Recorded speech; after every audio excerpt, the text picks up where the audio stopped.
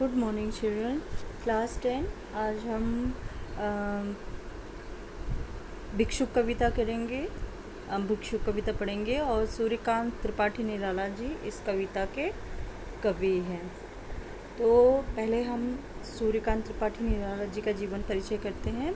महाकवि सूर्यकांत त्रिपाठी निराला जी का जन्म सन 1897 ईस्वी में बंगाल के मेदिनीपुर ज़िले में हुआ था। इन्होंने बांग्ला, अंग्रेजी, संस्कृत और हिंदी हाई स्कूल की कक्षा तक आते आते सीख ली थी।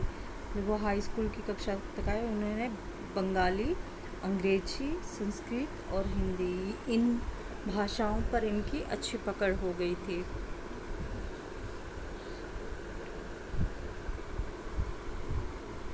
निराला जी का पारिवारिक जीवन जो था वो बहुत कष्टमय था, बहुत दुखपूर्ण उनका जीवन रहा था। सन 1916 में उन्होंने जूही की कली की रचना की और 1922 में रामकृष्ण मिशन के पत्र समन्वय का संपादन किया। 1923-24 में मतवाला का संपादन किया। 3 वर्ष बाद ये लखनऊ आ गए और गंगा पुस्तक माला का संपादन करने लगे। वे स्वभाव से विद्रोही और निर्भीक थे। विद्रोही यानी गलत चीज़ों को वो देख नहीं पाते थे, उसका विद्रोह करते थे, जो कि हम भिक्षुक कविता में और वह तोड़ती पत्थर में हम उसको देख सकते हैं कि किस तरह से उन्होंने इसका विद्रोह किया था या विद्रोह की है, विद्रोह की भावना रही है उनमें इस चीज़ को लेके। तो जो कवि थे वो एक तो स्पष्टवादी रहे और इसीलिए वो बिल्कुल स्पष्टवादी रहे और इनको छायावाद का कवि कहा जाता है। निराला जी बहुमुखी प्रतिभा के धनी थे। परिमल, जूही की कली, गीतिका, अनामिका, राम की शक्ति पूजा, अपरा, तुलसीदास, कुकुरमुत्ता, अप्सरा, प्रभावती आदि इनकी प्रसिद्ध कविता संग्रह हैं, कृतियाँ हैं यानी कविता संग्रह है। और 15 अक्टूबर 1961 को इनका देहावसान हो गया था। तो निराला जी जो थे उनका जीवन शुरू से ही बहुत कष्टपूर्ण रहा। उनके जीवन में उनकी पत्नी आई। पत्नी के कुछ समय तक के पश्चात उनकी पत्नी का देहांत हो गया और उनकी जो पत्नी का देहांत हुआ था उस समय में 1921-22 में 1918 के आसपास एक हैजा जैसी, प्लेग जैसी बीमारी, जिस तरह से इस समय कोरोना वायरस चल रहा है उस समय था और लगभग 3-4 सालों तक इसका असर भारत में रहा था। और इसमें इनकी पत्नी, इनकी बेटी, इनके बेटे और इनके बड़े भाई साहब के बच्चे, सबका, बहुत सारे लोगों का इसमें इनका अकाल मृत्यु हो गई थी, जिसका दुख उन्हें जीवन भर रहा और जीवन भर वो उनको सालता रहा, परेशान करता रहा और दुखी रहे। और उसी दौरान उनकी लेखनी भी कुछ कम हो गई थी। पीड़ा से जब बहुत हो गए, दर्द से भर गए थे, तो लिखना भी उनका कुछ कम हो गया था। लेकिन फिर उन्होंने बाद में अपने आप को संभाला और उन्होंने परिमल वगैरह की रचना की। परिमल है, गीतिका है, अनामिका, इन सब की रचना की। तो परिमल जो है वो भी एक कविता संग्रह है और इसी कविता संग्रह में भिक्षुक कविता भी है, इसी संग्रह से ली हुई है।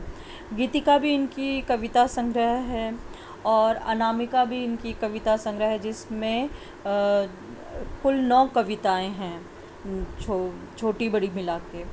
इनकी एक काव्य संग्रह कहेंगे या काव्य पुस्तिका कहेंगे, राम की शक्ति पूजा। ये राम की शक्ति पूजा हमारे श्री राम जो हैं उनके कथा पर ही, उनकी कहानी पर भी आधारित ये एक कथात्मक कविता है और इसे कहा जाता है कि उनकी ये अद्भुत और अमूल्य रचना है निराला जी की। इसमें जो युद्ध जब होता है और उस युद्ध की जो विभीषिका है या युद्ध का जो विभीष विभत्स रूप है उसका जो चित्रण हुआ है, तो आज के समय में भी जब युद्ध को लेकर जो दृष्टिगत होता है उसमें हमें ये क्या देता है, संबल देता है, मनुष्य को थोड़ा उसमें उसकी संभावना जो है वो हो जाती है। तो इस तरह से इसमें इन्होंने अपने उनकी कुछ लाइनें बड़ी खूबसूरत भी हैं कि दुख ही जीवन की कथा रही, जब उन्होंने अपनी सरोज स्मृति लिखी थी अपनी बेटी की याद में कि दुख ही जीवन की व्यथा रही, क्या कहूँ आज जो नहीं कही, इस पथ पर मेरे कार्य सकल, हाँ भ्रष्ट सीत के से शतदल, कन्यगत कर्मों का अर्पण, कर रहा मैं तेरा तर्पण। तर्पण यानी जो हम मुखाग्नि देने के बाद में जो गंगा में अस्थियां डुबाई जाती हैं उसका है, उसके लिए जो होता है उसको कहा है कि तर्पण, उन्होंने कहा है तर्पण करना, उसका उनका आखिरी वो करना। तो इस कविता में जो हम पढ़ेंगे कि इस भिक्षुक कविता जो इन्होंने लिखी है, इसमें भिक्षुक शीर्षक से, तो निराला जी ने इस कविता में भिक्षुक की बहुत ही दयनीय और अत्यंत मार्मिक व हृदय स्पर्शी उसका चित्रण किया है। भिक्षुक बहुत दुर्बल है, उसका पेट पीठ मिलकर एक हो गया है, वह लोगों से मुट्ठी भर दाने के लिए हाथ फैलाता है लोगों के सामने, और उसके साथ में 2 बच्चे भी हैं जो कि भूख से व्याकुल हैं और उनके होंठ शरीर सब सूखे हुए हैं, और वो लोगों के सामने दया दृष्टि में हाथ फैलाए हुए हैं कि उन्हें उनकी भूख की पीड़ा को शांत करने के लिए कुछ 2-4 दाने दे दें, कुछ दे दें, जिससे कि वे कुछ खाकर अपनी भूख मिटा सकें। तो इसमें निराला जी द्वारा रचित जो भिक्षुक कविता है, इसमें भिखारी की दीन दशा का वर्णन है। उनकी दयनीय दशा को देखकर कवि को इतना दुख होता है कि वह अत्यंत देखकर उनको दुख होता है। क्यों? क्योंकि जो भिक्षुक है वो बहुत ही दुबला पतला सा है और एक छोटी सी लाठी लेकर उसके सहारे से वो चल रहा है। भूख से वो एकदम कमज़ोर हो गया है और इतना वो आज एक ही दिन के लिए नहीं बल्कि प्रतिदिन उस भूख का सामना करता है।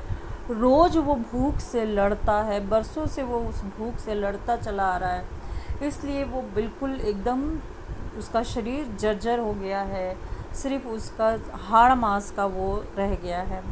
अपने पेट की भूख मिटाने के लिए वो अपनी फटी पुरानी सी झोली को क्या करता है, लोगों के सामने फैलाता हुआ चलता है कि लोग दया करके उसकी झोली में कुछ डाल देंगे। और उसके साथ में 2 बच्चे भी हैं कि 2 बच्चे हैं, वो भी भूखे हैं।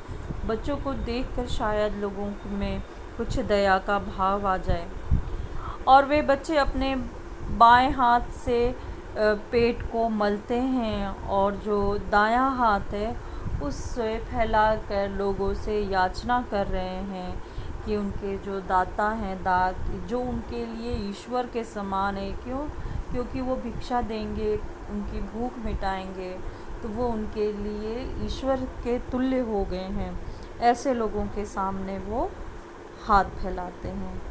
परंतु होता ये है कि बार बार याचना करने के बाद भी उन्हें भिक्षा प्राप्त नहीं होती है, और वे अपने नसीब को लेकर दुखी हो जाती कि शायद उनके नसीब में ही यह चीज़ें नहीं हैं।